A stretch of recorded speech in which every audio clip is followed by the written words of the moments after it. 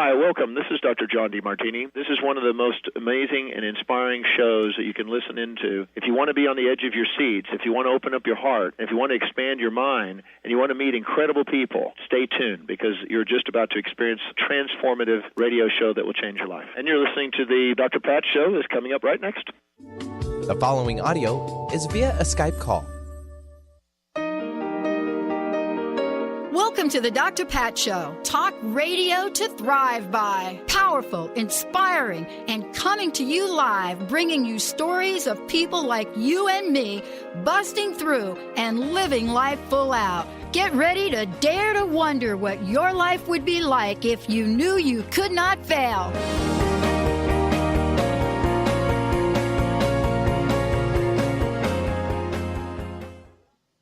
Hey, everybody. Welcome, welcome, welcome. Hey, welcome to the Dr. Pat Show. Welcome to Transformation Talk Radio. Welcome for those of you listening in Western Washington on KKNWM 1150. And I know many of you are listening from places I don't even know, but I want to welcome you. Welcome all of you to join us here today. You know, I am so, I was just thinking about this over the weekend. But first, let me say hi to Mr. Ben. Hello, B. Hi, Pat. How you be? Did you have a good weekend? I did. It was a great Mother's Day weekend for me and for, I'm sure, many. It was beautiful here in the Pacific Northwest, and hope everyone enjoyed it, and you as well. That's right. And come on now. Put on that sunscreen, everybody. Right? I did get a little pink, too, but yeah, it's browning up nicely today. Oh, boy. Yeah, the days of getting out there with the aluminum foil, those days are gone. I know that. I'm giving you a little information about my past experience on where? The Jersey Shore. The Jersey. Can you see me, Penny, on the beach, Jersey Shore, big hair, right? Back in the day, big hair, all teased up out there with my aluminum foil sitting on a beach. Yes, I can, actually. Yeah. Oh, man, that's a vision for all of you tuning in. But we're gonna take a little step back and a little step forward all at one time. You know, listen, you all have heard me talk about ancient Greek mythology from time to time.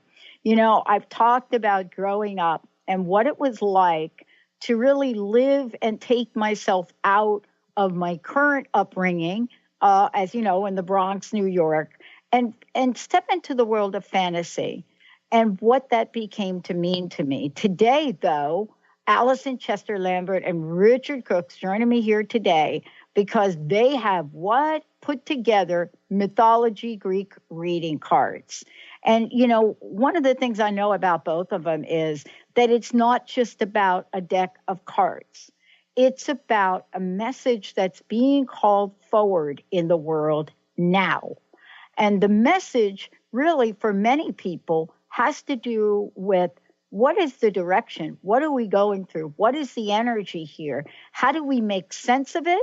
And then what the heck do we do once we suit up to step out? For both of you, I'm so thrilled to have you here. Alison is somebody that has been immersed in Greek literature and mythology. She is also, and has been on the show. For those of you who know, she's been on the show when we talked about astrology and astrology cards. But she is somebody that's out in media. She's online. She has written columns, and she joins us here today. And we're not even going to tell you what time of day it is for her. Richard is somebody as well. 30 years experience, freelance artist, illustrator, calligrapher, many card decks. Yes, chances are if you're holding a deck of cards, he has had something to do with them. Today, they both join us, you know, from England and Thailand. And I'm here in the Pacific Northwest. We're getting ready to almost have a record-breaking heat day, and we're going to heat it up on the airways. Welcome to both of you. Welcome to the show. Great to have you here. Hi, Pat. Thank you. It's fantastically exciting to be here. Yeah. Hi there. Thank you. How did you two get together? I want to ask you that question because I think it's kind of cool. There's an energy and a synergy when folks come together to create something, don't you think? We've never met. Richard and I have never met, and yet we are great friends. That's funny. I didn't realise we hadn't met, but, you know, it's like an old friend. I seem to have known you for donkey's years. It all happened on Facebook originally. Richard had just finished a deck of cards with Stuart Pearce. And I'm an author was an author with Findhorn Press as well at the same time. There was a separate Findhorn Press, but that has now been sold to Inner Traditions. And so Richard just finished that deck with Stuart, and he contacted me on Facebook and said, have you got any ideas for a deck of cards? And funnily enough, 2 nights before, in my dreams, this deck of cards had appeared because previously it wasn't possible to do astrology reading cards. It's too complex. But anyway, so he contacted me. I said, yeah, I've had this great idea for astrology reading cards. So we did that deck, and that came out, it was so long ago now, 2012. Wow, was it that long ago? Yeah. I did a book cover for you, I think, prior to that. Yeah, I did The Future in the Stars. That's how we first kind of had any contact. Yeah. And then Findhorn Press was being sold to Inner Traditions at the last part of last year. And we were chatting about how we were moving the astrology reading cards over. And the boss of Findhorn said, have you got one last deck, you guys, between you? Is there one last idea in there? And funnily enough, I said, well, actually, I've had this amazing idea for Greek mythology reading cards in my head for ages about taking famous artwork from all over the world and using it and the myth of the character, putting that together so that there is a message in a card, and then putting together a deck of these messages so that people can draw from the cards and obviously use them predictively. So now the funny thing, I'm talking away here. And Richard's no, talk away, please. It's okay, no problem. I'm really so excited about this. Wait till you hear. I can't even tell you. Okay, so what happened was we didn't have any time because the whole of the spring collection list had been put together, all the titles had been decided, the marketing rollout had started, and he was saying this just 3 months before that the whole lot was going to go out, be released. Mm-hmm. And that's not enough time. You need a 2-year program. You need a two-year lead in. We got 3 months. And he said, Alison, can you do this in 3 months? And I went, yeah, sure. I must have had a glass of wine or too many or something. Because I went, yeah, sure. I hadn't even designed the deck. I had no idea what was going to go into it. I hadn't done the research, nothing. And Richard's going, yeah, what a fantastic idea. I could get all the world's artwork together, and this sounds so great. So we started, and then we had to commit to the marketing, and I had to give them the marketing program ahead and the images ahead when we hadn't even got a clue what was going in this deck of cards. Yeah, the first very quick job is to get the cover done before anything else, because that's got to go straight out to get the pre kind of orders. So the first thing that was designed was the cover, and then you kind of, once you visualize that, you can start to visualize the whole deck, but then you've not done it. So it's a question of just getting down, doing the hard work. Yeah, I didn't know that. Now that you mentioned it, it kind of makes sense to me, but I didn't think about that because once upon a time somebody said to me, don't worry about the cover. You do the cover, blah, blah, blah, last. But no, you really have to step out. And as Stephen Covey said years ago in the 7 Habits, he said, you have to start with the end in mind. And I thought that's so fascinating about that. But, for both of you coming together and doing this project, it does really talk to what I mentioned before, which is synergy. Otherwise, you could not have met those deadlines. You know what I mean? Yeah. We've done it without Skype. We meet on Skype. When we're doing a deck, we meet on Skype every morning. Now, this is a guy I've never met in reality, right? But Richard has seen me in my nightie more often than my partner has. Because he's always later in the day. He's 8 hours on. So he's all chirpy. He's at lunchtime. And I'm going, oh, my God, what time is it? Yeah, let me get a coffee. And that's the way we've done it on Skype. But for this particular deck, the night before, I was finishing the words that he was going to design for the next morning, and that had to happen for 50 days straight. We couldn't break. Everything else was abandoned because there's 50 cards, and that's all we'd got. Wow. And so we were having to produce a card a day, or if we missed a day because we'd actually got a social life, we were having to do 2 cards next day. So. Well, and let me just say this, because we're going to take a short break, and when we come back, actually, Benny, let's skip the break if we could. Now, here's what I mean about the timing of this. Now, look, both of you have done more decks of incredible cards than probably anybody can even, than we even have time to mention. But I am extremely fascinated by this one because it so aligns right now with our pop culture. So let's talk about this. I don't think there are coincidences in the universe. Maybe you guys do, but I don't. I mean, don't you think that it is interesting that we now have this deck of cards, and the timing of this is almost perfectly aligned with the original concept?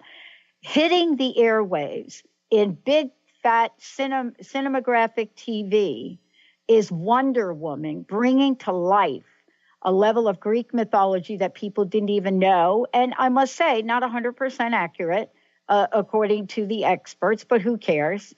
And here is the energy now of this. See, this is really what I find so interesting. I've been doing this 15 years, and I'm always in awe when I see how planets line up. When we think about this, Alison, you know what I mean about planets line up, right? Yeah, well, they do line up. They line up, and all of a sudden there's this culmination of energy. And today we're talking about Greek mythology. I want to ask you, why now? From an energetic point of view, not a logical point of view, from clearly an energetic point of view that had both of you put this together in record time. I think it's to do with the rise of the feminine. And I think that, lots of different commentators have been talking about the rise and the resurgence of the feminine for some time. But as an astrologer, which is my main job, I have been predicting that this will hinge around the year 2020. Now, this isn't going to happen in 1 year. It's going to be a 50-year period to get from A to B, because we've got a lot of work to do. But you've only got to look at the recent news to show that women who are representing the feminine in general are more dissatisfied with the inequality that they have ever been before. So we have lots of women's rights issues coming up, Me Too, etc., the Women's March on Washington. And I think, and the society is becoming more aware that female skills of mediation, inclusion, sharing, thoughtfulness are to be valued. And so this rise in feminine, the feminine energy, which has been so subjugated for the last 2,000 years, is saying that, well, we've got a new paradigm here, and therefore we need new role models. We need new representations that we can look at and use for the new paradigm. Yeah. I mean, I so love that you mentioned this, right? Because in this country, I'm not sure of what it's like where you all are, but right now we have never before record-breaking numbers of women that have qualified to run for government office in Congress, right? Record-breaking numbers. There hasn't been anything like it ever. And breaking the barriers down. Right now there's a conversation about one of the congresswomen one of the people running for Congress who is using her funds for taking care of her child so she could run. This is unheard of. This is such a short period of time. What has caused this, in your opinion, and how is it that this must be represented artistically through these cards? Well, I'll take the spiritual answer there, and then Richard can talk about the art. I think it's about time that 2,000 years of patriarchy was tempered by an appropriate time of matriarchy or an emerging feminine. We need to balance this better. I think we need to look at the three main monotheistic religions, which all teach there is one male God. Now, isn't it time for it to change this view? Because otherwise we're saying that feminists have to accept that just there is an ultimate male patriarchy, or they have to not be religious.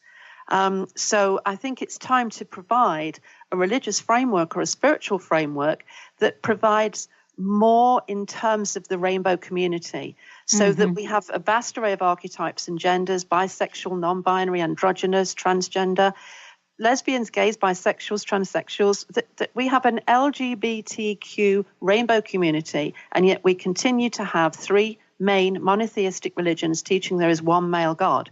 Now, that to me says that there should be some change. Yeah.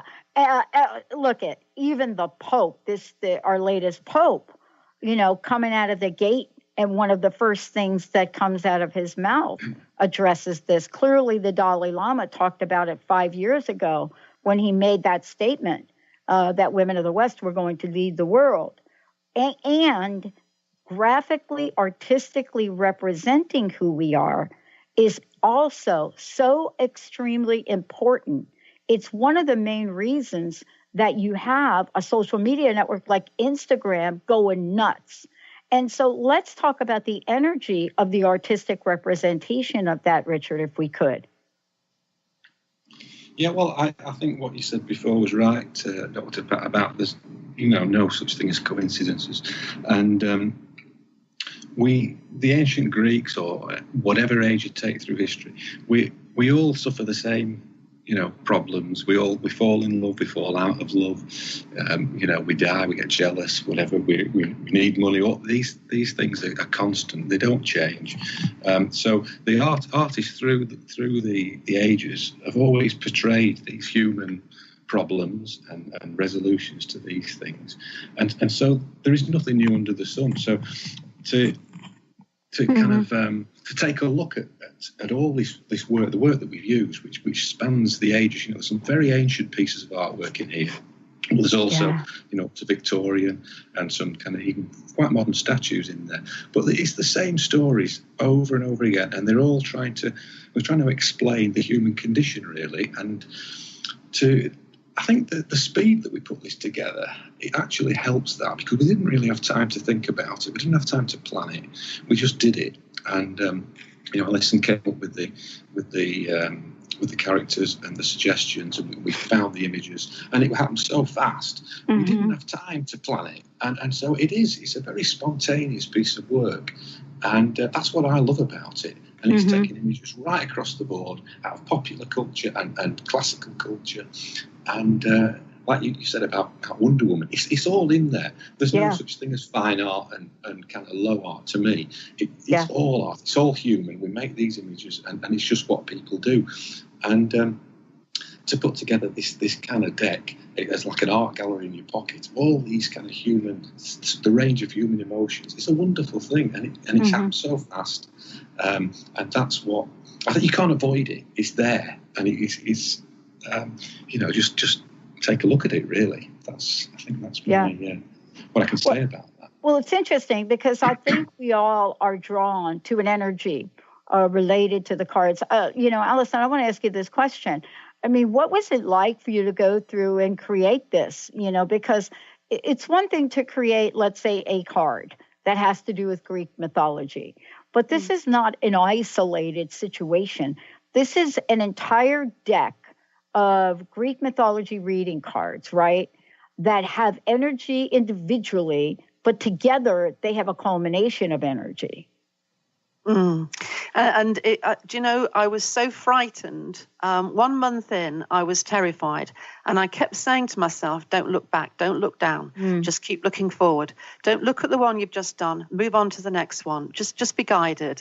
I was researching the different characters at night and then coming up with how that character would have left a message. What character would that message would have? What was the message that character would have wanted to give?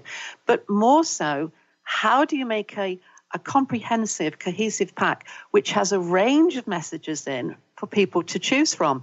Because otherwise, you could have every single one of these characters having a similar story and a similar message. So what I had to do was make sure that there was a range to draw from, that there was this particular aspect of humanity or our lives here on Earth, and then this other aspect and this other aspect. So occasionally I slightly just went to the side of one of the characters and just chose a particular part of their nature that they weren't known for. But it did mean that the deck as a overall, just like the tarot deck does, it means that entire deck had a range of things to draw from. But in terms of your question, how did it feel? I was absolutely terrified. But I think that fear and that adrenaline just kept the inspiration coming. I couldn't get complacent. I could only get frightened each day. Well, I was so struck by it when I went through the deck. And, when we come back from break, for those of you out there, I want to make sure that you know that if you've got a question and you want to see how these cards work, you'll be able to give us a call at 1-800-930-2819. For us today in the show, I want to, demonstrate to folks how these work and how one might use them.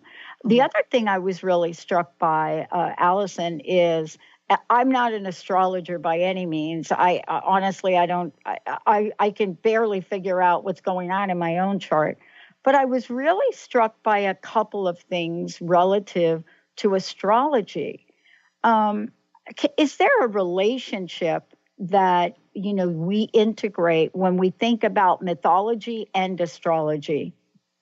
Yes, because you're describing an archetype.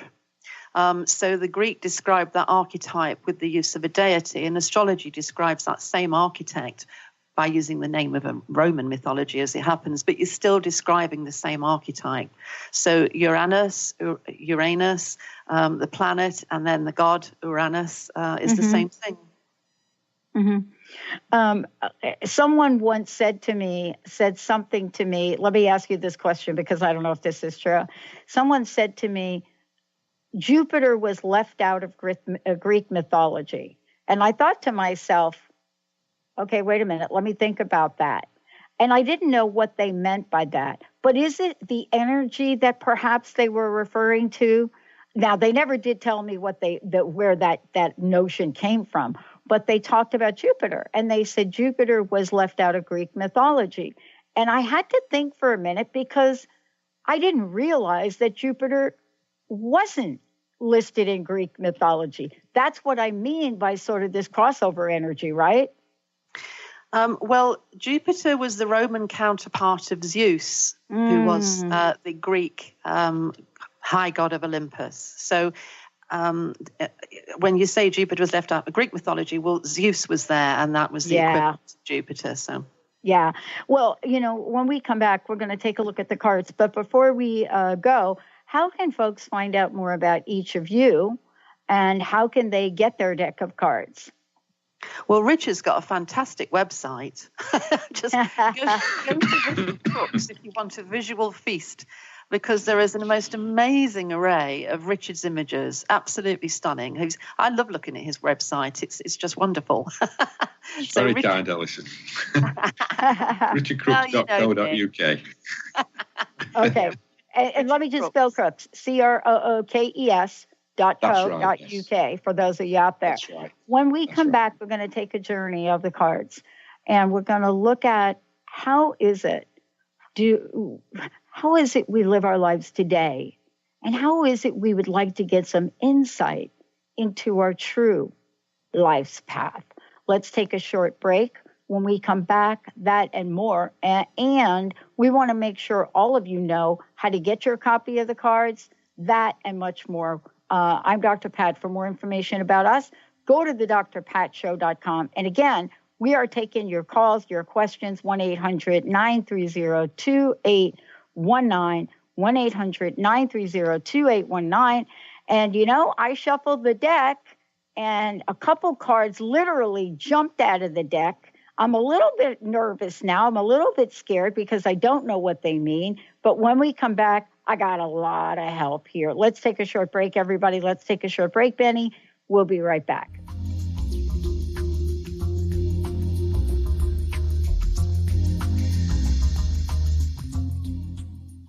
Take your own journey with the angels with Claire Candy Huff's Heaven Sent Guided Angel Meditation CD, letting go of concerns and living in the now. This beautiful CD walks listeners through practical exercises to help free them from the burdens, worries, and concerns of daily life. Walking a quarter of the way across the bridge, you see a bright, emerald green light and sense a loving presence. This is Archangel Raphael's green healing energies, nourishing and revitalizing you. Take a moment now to bathe in this green healing light. Giving you much more than just relaxation and stress release, this wonderfully narrated CD provides vivid visualization, soothing and inspiring music, and an angel's choir that will bring you peace, clarity, and a newfound awareness. Visit angelhealinghouse.com today. Interested in deepening your spiritual practice? The School for Esoteric Studies offers online training to spiritual seekers from all paths of life and individual coaching. Our courses synthesize Eastern and Western spiritual traditions based on meditation, study, and service applied to everyday life. To learn more about our courses and services, please visit www.esotericstudies.net. Defining success and putting minds to work. With the Higher Learners Career and Leadership Series, Rudy Racine will help you craft your personal definition of success, offering support and guidance as you move forward towards your goals. Take the leap. With the right mix of focus and motivation, anything can be achieved. Tune in every first and third Monday at 12 p.m. Pacific, 3 Eastern, and for more information on Rudy Racine and Higher Learners, visit Rudy's site at higherlearners.com. That's HIRE learners.com. Knowledge Book Radio with Marge Fatasic has a special gift for everyone out there. To receive 3 chapters of the Knowledge Book as a special gift, send your email to mmjp99@gmail.com. That's M as in Mary, JP99@gmail.com now to receive this fabulous, fabulous gift of the Knowledge Book. To find answers to life's questions, you need to look within yourself. Dr. Glenna Rice brings your questionable conversations on Transformation Talk Radio each month. Tune in each month for insight into how you can live up to your full potential. Dr. Glenna is a physical therapist, certified Access Consciousness, and Access Body Class Facilitator. How does it get any better than this? For more information on Dr. Glenna Rice and her work, visit glennarice.com.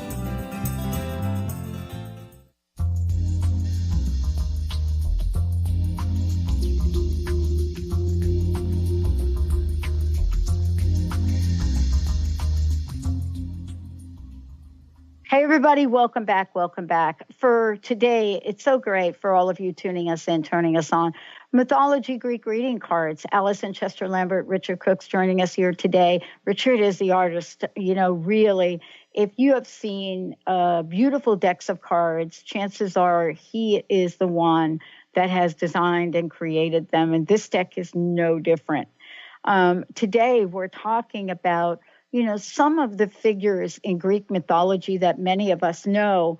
And, what I was saying in the deck, there were a couple of cards that simply just popped out of the deck. As a matter of fact, it was kind of odd because, to have so many cards jump out of a deck, it was like, okay, this one here, this one there, this one there. And what's funny about them, and I'll just share this with you, is one of them popped out and ended up on the floor. 4 others ended up on a very short space on where I'm doing it, my little studio. I have a studio here. And it's really interesting, and I was just chatting you about that. I want to ask you this question before we jump into the cards. Every time, I do a show, whether it's a show like this or it could be a show on health, it doesn't matter. I'm not the same, meaning something about it changes me or changes my point of view about something, and I know it does the same for our listeners. How did working together on this deck, how did that change each of you? Richard, do you want to start this time? It's not an easy question, that, but no. I think this deck of cards for me is quite a long way down the line. It's probably deck number 12 that I've designed, and it posed a certain problem because we were using classical artwork, some of them sculptures, some of them paintings, some of them ceramics. So I couldn't kind of impose any of my own style on them, particularly as I've done in the past, where you kind of create some kind of lighting effects that flow through the whole deck. These are all kind of individual artworks. So the problem was to bring that all together. And I think the one thing that I kind of got from this was discipline, for one thing. I couldn't I had to kind of push the ego down a little bit, and I'm obviously working with some of the great works of art of all time, so I feel very humbled by that. And I also felt a little bit nervous because for purists out there who might not think it was right and proper to kind of mess around with one of Bernini's sculptures, so I had to kind of really step my own personality out of it and try and be really sensitive to the artworks, and because I really care, I care about art, and I care about these images, and I didn't want to be seen as being, messing about with them. And I mean, some of them I have kind of manipulated them quite a bit, but I've really tried to be sensitive, and working obviously with Alison's guidance to kind of to achieve that. It was a real challenge, and sounds like it is. Yeah, it sounds like it would be a challenge, because you're really wanting to honor that which has come before, and yet acknowledge that which you're showing up now. Yeah, absolutely, and to be really care about it, and I think the love that we both put into it, we worked really hard on this, and we do care about it. We wanted to make something really beautiful, and to, like you say, respect and honour these artworks and the myths, and to just for it to be useful, really. That's something for me. It's not just a kind of airy fairy idea of some oracle deck. This is kind of real archetypal stuff, as Alison's talked about, and it's important, and it's in everybody's lives. Yeah. Wow. I hadn't really thought about that, Richard. I hadn't thought about that part of it.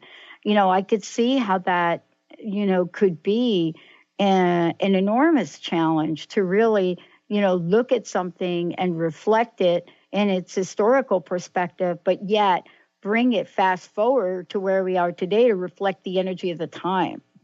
Yeah. Wow. Yeah. Yeah. Good job though on that. And Alison, okay, how about you? Seriously, Alison, how about you?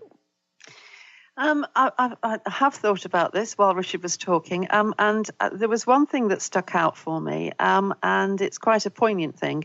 It was about the abuse that women endured in those times. Whilst I was researching the goddesses, if you like, because there's a pantheon of 12 main gods and goddesses who comprise the Council of Olympia, and 6 were women and 6 were males. So it looks on the outside as if there is equality here, and there might be for these top 6 goddesses. But for the basic woman in Greece, they lived a life of abuse. They were barely higher in the social order than slaves were. And so I was very struck at the dominance of the males and their abuse of women and the plight of women, and that I did carry that with me, actually, and it made me inside think, wow, this has been happening for so long. I mean, it is true to say, I think, that by the time we got to Greece, then women were losing ground rapidly. Yeah. There had been cultures around the Middle East and around the Levant which had equality. But in the main, they were rapidly dying out, and their culture was dying out, and women were losing ground rapidly. So this probably, classical Greece, is the last time that, well, you get it in Rome to a certain extent, but these were the last times that you get the acceptance of female deity to any great degree, because, of course, after these came the 3 monotheistic religions, which then dominated the religious and spiritual scene for 2,000 years. So that was, for me, was the thing, that look at these poor women and the abuse that they take, and they're forced into such dependence on males. And then the last thing was just awe, really, awe for the cleverness of the Greeks. They were such amazing thinkers. They were really quite clever with psychology and philosophy, and that also put me into awe, and then sent me into a second spin of, oh my God, I can't do this. Yeah. Yeah, I know what you mean, because what do you make of this shuffling the deck? Because I wanted to do this for today, and shuffle the deck. And I honestly didn't look at them before the show today. I do that on purpose. And I'm shuffling the deck, and one ends up on the floor. And actually, I had another one that had fell on the other side that I just saw after we came back from the break. And I thought, okay, that's interesting. That one jumped on the floor. I almost put it back in the deck. I almost picked it up and put it back in the deck. And I thought, no, let's talk about it. But is there a way that we can tell folks to work with the deck? Is there a way that you define that says, here's how you might work with this deck, this particular deck? Okay, so I start by suggesting that people sleep with them for the first night, that you have it under your pillow or something, so that some kind of unconscious exchange is happening. But then the next thing is to note is that when we first pick a card from the deck, it tends to describe our circumstances at that moment, or something very particular about our personality, something that is in high focus at the moment. Now, this is despite doesn't matter what question you've asked, it won't deliver that. It will deliver, this is what the cards think of you and your circumstances at the moment. So that first card, or the first three cards, are very important. And after that, you're learning Greek mythology the whole time, but you're also learning a new way of understanding your world. Yeah. What I find about these cards is I'll sit there. They're different from any other cards because it's not a tarot deck. So I'll sit there thinking, such and such and such and such has just upset me or whatever. And then I'll keep the cards there and then I'll idly pull one and I'll read it and think, oh, wow. Okay, well, that's given me some hidden meaning. That's given me a new understanding on this situation. And because it is based on the Greek mythology, it is quite clever. The system is quite intelligent. What's shining through is the cleverness and the philosophical skills of the Greeks, who, after all, had Plato around this time. So, you know, they didn't get a lot wrong, did they? Well, no, but, you know, what's interesting about them is I think there's a dynamic energy to them. And I think that dynamic energy is really tapped into the collective consciousness. And what I mean by that is there's no mistake right now that we are looking at, you know, mythology, let's just call it mythology, from many cultures right now, in the way we're portraying them. You know, in, for example, the greatest medium we have right now to show people things, which is in the big screen. You know, we're talking about millions and millions of people from all over the world that pay money to go see something that has to do with some sort of superhero fantasy idea. There's no question about it. You know, Hollywood has basically said, if it's not a superhero, don't do it. But we know that there's an energy that goes beyond that. What do you make of the fact that I shuffled the deck and so many cards picked themselves? One of them dropped to the left of me, the other one to the right of me, which I didn't see until after we got back because I didn't tell you about that card. Give me a sense of what you make of that. Well, the cards are reading that moment in time. They're reading the collective unconscious. Every single thing about us is connected in an invisible three-dimensional web. So you put your toaster on in your kitchen and something rustles over on Pluto, you know. So you can't take yourself out of this three-dimensional solar system. And so therefore, if the cards fall out, they are picking that moment to show themselves. There is something important about that. So shall I tell you what they are? Yeah, please do. And we'll give our audience a taste. Sure. And if they feel like they would like a taste of their own, they can give us a call, 1-800-930-2819. Okay, so clearly the ones that came out organized, if you can consider it an organized fall on the deck, there are three of them that I consider came out organized. But before the three of those came out, Athena popped herself out first. Wow. Do you know, wow. Well, you're a pretty formidable character of great strength and power, because that's what Athena means. Here we have a warrior goddess of tremendous power, who was a great protectress. So she was defensive in battle, but she also protected peaceful arts, weaving, sculpting. Very intelligent goddess, very smart superiority, a sure success in all things. So what she's saying is that you will be clever, you'll be successful, you'll win your battles, and she's standing by your side. I mean, that's just one hell of a goddess to get. Yeah. Well, and it's funny because, well, I don't think it's funny, but I have a sanctuary room that I go to sit. And I have a full-size poster of her, beautiful artwork of her framed on the wall. But I didn't really realize that she was the protectress. And it's fascinating when I see that and I see her picture and, what, Richard, you've brought alive in this to demonstrate her energy, her power. But I didn't really understand that. In the artwork, I have a question. The bottom right, there's an owl. Is that right? Yes, that's right. That's an owl. I would love to know the symbolism of that. I have a very interesting story about a sweat lodge that I did, but I never associated her with the owl. Shall I answer that, Richard? Yeah, sure. Yeah. I mean, I'll say something if I can, but you go ahead. I could hear Richard thinking, why have we got an owl there? Yeah. Well, I could say something. I could, what? Come on, then. I'd be interested in your take. The reason I suggested an owl was that the owl represents wisdom, and it's one of her known symbols. So Athena had known symbols, and we have an asteroid in astrology called Athena as well, and a known symbol is the owl. But Richard, please tell me your thoughts. Well, just to me, an owl is like you say, wisdom. And the first thing you think of is wisdom. An owl's sight is an unbelievable sight. Their eyes, seeing in the dark, their ability to see in the dark is fantastic.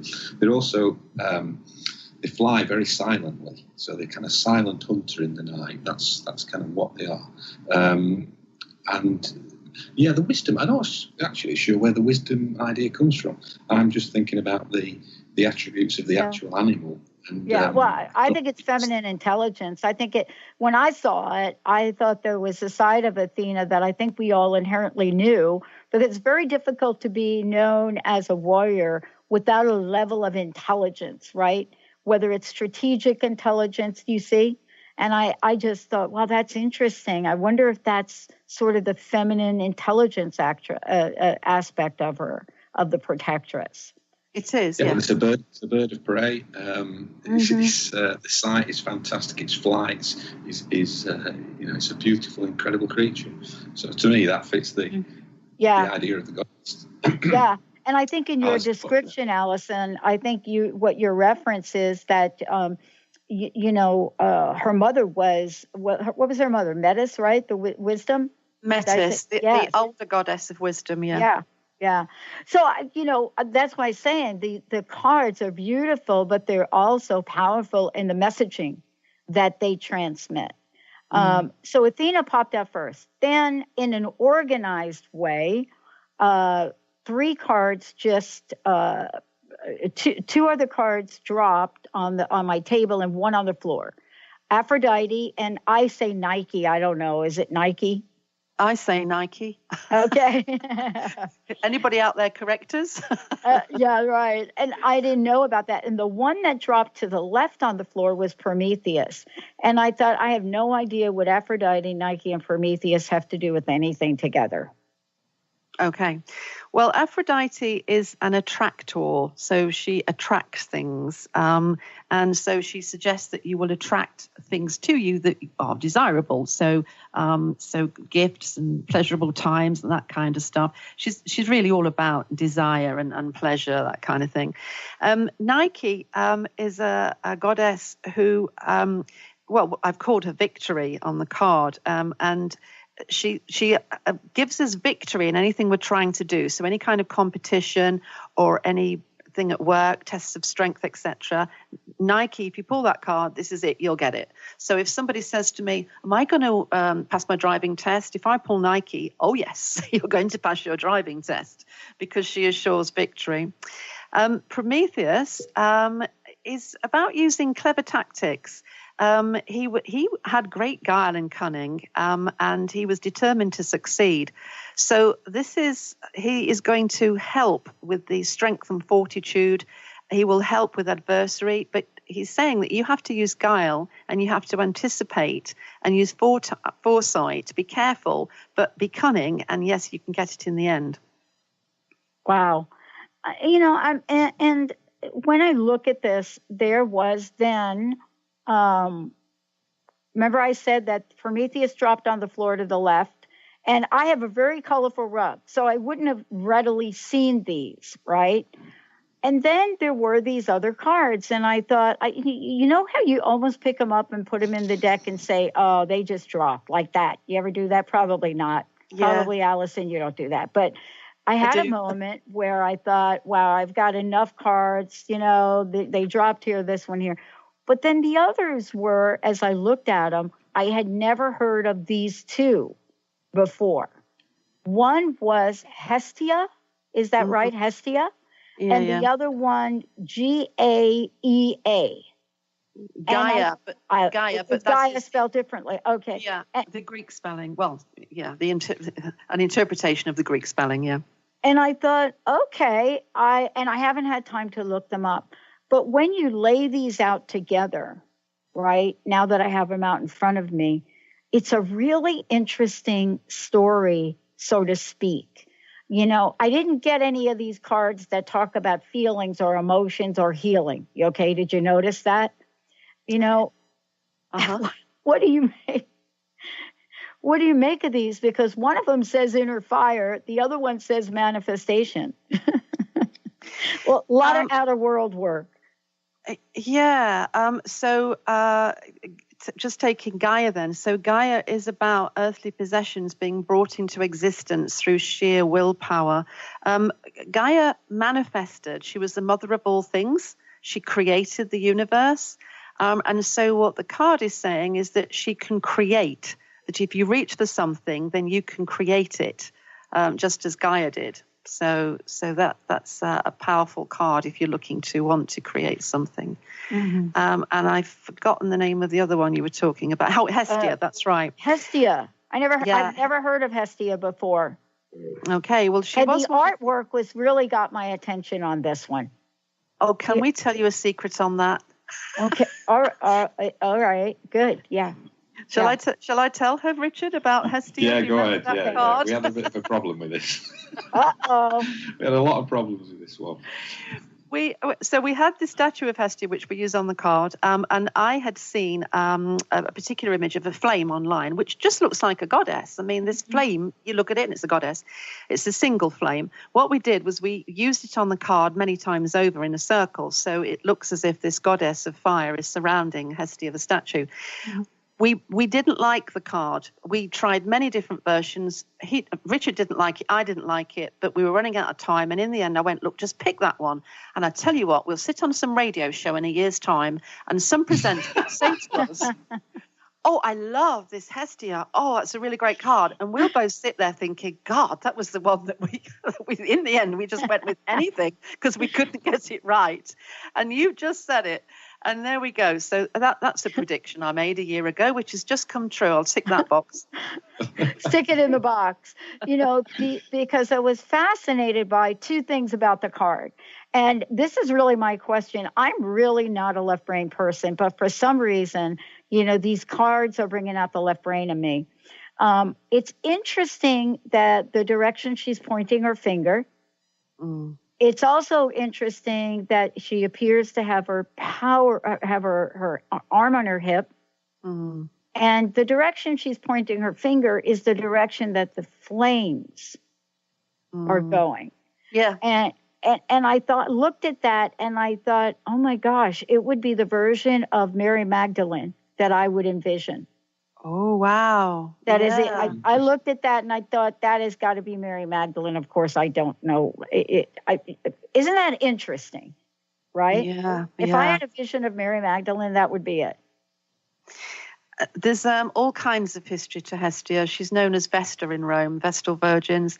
And it is a very powerful card about inner fire, but the inner presence, the inner spiritual presence. She has a remarkable dignity. But the asteroid out in space actually is the core of a protoplanet that never quite made it to a planet when the solar system was being formed. And so she is the core of a massive planet and also the core of ourselves, our deep inner selves. She's a very quiet but very powerful energy. Yeah. You know, I have heard more times on this show in 15 years from our audience that the one thing they say is that their inner flame feels like it's dying, that their inner flame, the spark that they've had in their life, you know, those moments of thinking I can conquer the world, I can do it. You know, those things for them are dimming that flame and that fire. And I think we're living in a time now where we're reigniting these. You know, first of all, this hour has gone by so quickly. And again, I want to thank you. But let's make sure we let everybody know how can they get a copy of the cards. Alison, how can they find out more about you? Richard, how can they find out more about you? And then I have one last question. Okay, so I'm Alison Chester Lambert, and if they Google Alison Chester Lambert, then they'll find AlisonChesterLambert.com. And the cards can be found on the website of Inner Traditions, but you can get them from Amazon or all the main booksellers, Barnes & Noble, etc. And Richard, how about you? Yeah, well, our website, richardcrooks.co.uk. Just drop me a line, have a look at the website, drop me a line. I'm always interested in projects. But what you said before about the inner fire, you know, this is something that really, this is what keeps me going to do this kind of work, because to try and make things the most beautiful you can. I want to try and inspire people to, you know, not just my work, but just anybody, whatever work you're doing, to try and find that and to make the most beautiful things that you can and inspire other people and you know, keep because we all have the problems, we all get down and our fire goes out, but you've got to really work together to kind of you know, keep that going. Oh yeah, there's no question about it. Thank you. Last question for each of you. I know we only got a short period here, a minute or two. What's your personal message? What would you like to leave us with today? Well, from myself, as a woman and as a feminist, it's to all women out there. Grab a hold of these times. We are on the rise. What we represent, the feminine energy, the yin energy, is on the rise. We're each needed to represent that, to carry our little bit of the energy and take it forward, to really help this movement grow and grow, so that we get an equality for the women of the world, not just the West, but the East as well, where it's desperately needed. And Richard, how about you? Well, I think what I just said before, really, about you know, the to keep your fire burning, really, and beauty is, you know, it's such a beauty, truth, beauty. Is something that I've always kind of stood by, to make beautiful things. I'm not a lover of art for therapy. To me, an artist has a sacred duty to create beautiful things and bring beautiful things into the world, not to kind of, you know, we've got enough bad stuff. We don't need anymore. Oh, yeah. Wow. Well, thank you both for joining me here today. The deck is amazing. I can't wait to have some more fun with this. And for those of you out there, you certainly can get your own copy of it, because this is the energy of expansiveness of the divine feminine, but also of that goddess warrior within all of us, both men and women. We're going to take a short break. We're not done yet. We've got another hour coming up on the Dr. Pat Show. Thank you. Thank you.